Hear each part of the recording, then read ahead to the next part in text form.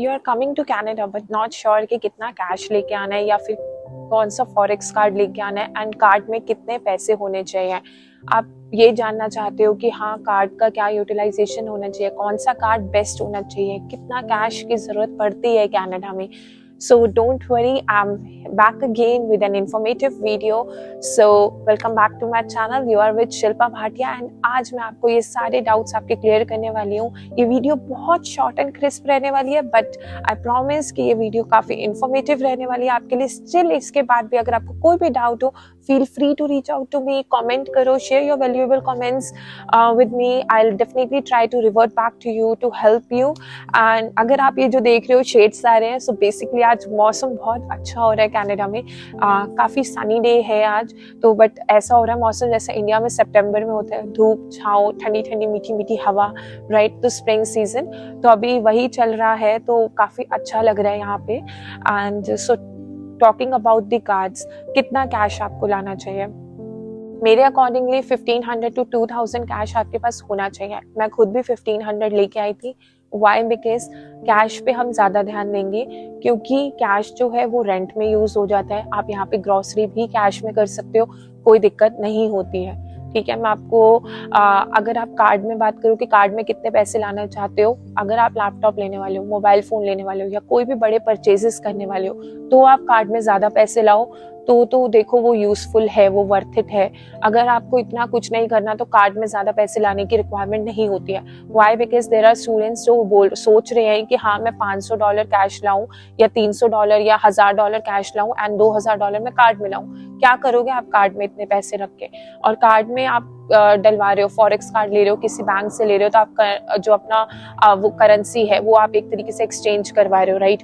तो हमें उन चीज़ों का ध्यान रखना है कि जो बैंक्स होते हैं वो हिडन चार्जेस लगाते हैं। और अगर आप कार्ड लेके आ रहे हो और अगर यहाँ पे कार्ड का इतना एसच यूटिलाइजेशन होगा नहीं, अगर आपके कोई बड़े परचेजेस नहीं है तो फिर उस मोमेंट पे आपको जो है कार्ड से कैश निकलवाना पड़ेगा। बाय चांस आपको रेंट पे ऑफ करना है तो कैश निकलवाओगे तो फिर कार्ड के आपके चार्जेस और लगेंगे।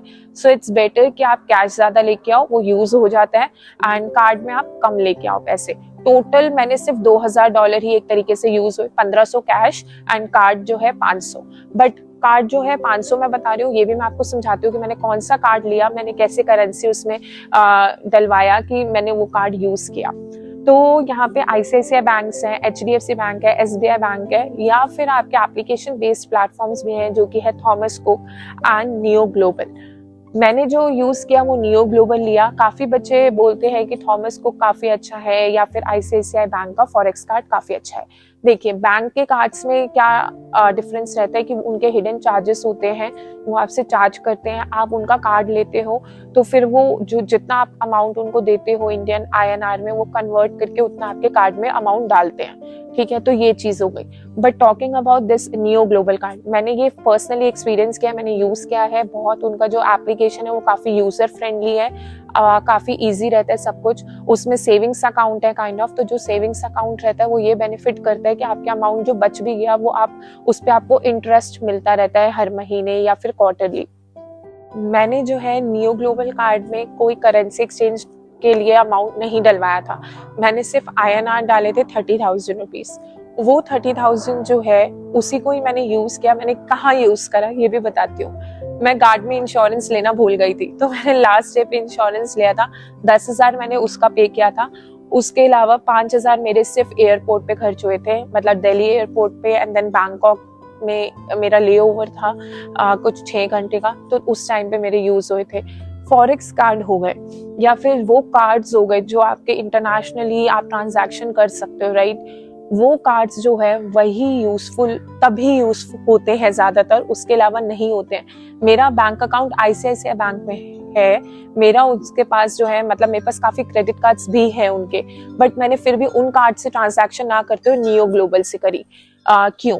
क्योंकि मेरे जो ICICI बैंक का था उसमें भी इंटरनेशनल ट्रांजैक्शंस अलाउड थी। Still I prefer to use Neo Global because उसमें कोई भी फॉरेक्स मार्कअप चार्जेस नहीं थे, इंटरनेशनल ट्रांजैक्शंस पे कोई हिडन चार्जेस नहीं थे, उन्होंने कुछ एक्स्ट्रा मुझसे नहीं लिया। जो मतलब मैंने अगर सपोज करो कोई एक पानी की बॉटल ली एंड वो मैंने हांगकांग के एयरपोर्ट पे अगर यूज किया तो उनका जो भी करेंसी था मैंने तो अपना कार्ड टैप किया, वो चाहे इंडियन था, इंडियन INR था उसके अंदर, बट उनकी करेंसी में उतना अमाउंट डेबिट हुआ, राइट। उसके अलावा जो है मेरा कुछ एक्स्ट्रा नहीं हुआ, क्योंकि उसके बाद जब स्टेटमेंट आई थी मैंने तब भी चेक किया था कि क्या उसके ऊपर कोई एक्स्ट्रा चार्जेस लगे। नहीं, उसके ऊपर कोई एक्स्ट्रा चार्जेस नहीं लगे हैं। एंड जो भी अमाउंट मेरा अभी तक बचा हुआ है उसमें मुझे हर महीने जो है इंटरेस्ट भी मिल रहा है। मैं चाहूँ मैं वो अमाउंट निकलवा भी सकती हूँ, but I am not doing that because you never know कि वो कार्ड जो है वो कब यूज आ जाए। तो मेरा वो कार्ड अभी भी एक्टिव है, उसकी मोबाइल एप्लीकेशन भी अभी भी यहाँ पे कनाडा आने के बाद भी एक्टिव है, जो कि मैं देखती रहती हूँ। एंड उसके अलावा अगर आप कैश लेके आ रहे हो तो इन चीज़ों का ध्यान रखो कि आप कैश जो है किसी से ऐसे ही मत लेना, प्रॉपर रिसीट लेना उस चीज़ की आपका, क्योंकि आपको प्रॉपरली डिक्लेरेशन फॉर्म पे लिखना होगा कि आप इतना कैश लेके आ रहे हो, आपको वो कैश डिक्लेयर करना होगा। आपके पास प्रूफ होना चाहिए कि ये कैश कहाँ से आया, आपने अपनी खुद की करेंसी जो है वो कन्वर्ट करवाई है, क्योंकि अगर नहीं होगा तो आप काफ़ी प्रॉब्लम में फंस सकते हो एयरपोर्ट पे।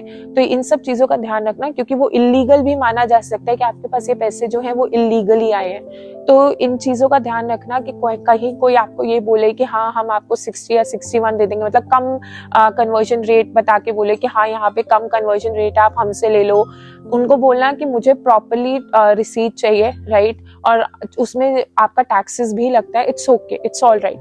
आपको थोड़ा सा महंगा पड़ जाएगा 5-10 हज़ार, वो कोई चक्कर नहीं है, बट प्रॉपर प्रोटोकॉल फॉलो करोगे तो आपके लिए ही बेटर होगा, कोई दिक्कत नहीं होगी। अगर आप चाहे जितना भी कैश लेके आ रहे हो, वैसे 2000 जो होता है वो काफ़ी होता है, इससे ज़्यादा लाने की भी ज़रूरत नहीं है।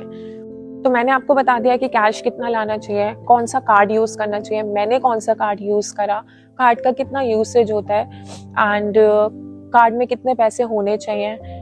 तो आई थिंक ये सारी चीज़ें आपको काफ़ी हेल्प करेंगी, और ये सारी चीज़ों ने आपको एक क्लैरिटी दी होगी कि क्या आपके लिए बेटर ऑप्शन या बेटर चॉइस है। इसके अलावा भी अगर आपको कुछ भी डाउट है, कुछ भी और आपको पूछना है, तो आप कमेंट कर सकते हो। I will definitely get back to you. मैं आपको इन्फॉर्मेशन दूंगी। इन केस अगर मुझे नहीं पता होगा तो मैं रिसर्च करके आपको बताऊंगी, but I will make sure कि आपके डाउट्स जो हैं वो क्लियर हो सके। And thank you so much for being with me till end. Do not forget to like, share and subscribe my channel. Thank you.